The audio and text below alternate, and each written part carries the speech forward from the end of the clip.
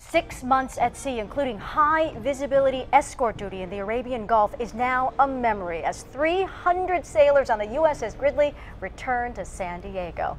And despite the cold and the fog, there were lots of warm smiles as the guided missile destroyer pulled into Naval Station San Diego. And 10 News reporter Bob Lawrence with the homecoming and how the tables were turned for one Navy family. You can understand her joy. The ship carrying her father after 6 long months finally came into view. The 300-plus members of the guided missile destroyer did not sail with a carrier strike group, but entered the Straits of Hormuz in the Arabian Gulf 8 different times to escort commercial shipping in one of the busiest sea lanes in the world.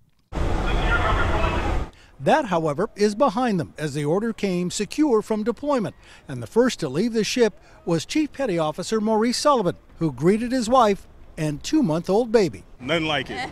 Nothing like it. First time, too? Oh, awesome.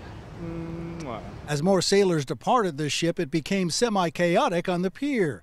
Think Alicia Miller was anxious? She literally had a countdown of how long it's been. Counting the days was like really rough for me because it just reminded me of how many days he's been gone. By her count, 182 days, but she found who she was waiting and looking for. It's not unusual these days for wives to deploy and their husbands stay at home, but the reverse was true for one particular Navy family. Normally, Senior Chief Stephanie Fazzulo is the one who ships out.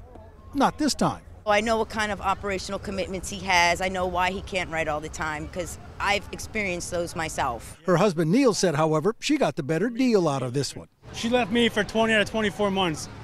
So only doing 6 months ain't even bad for her. They both can settle the score later. And as for new dad Maurice Sullivan, a new adventure awaits. Bob Lawrence, 10 News.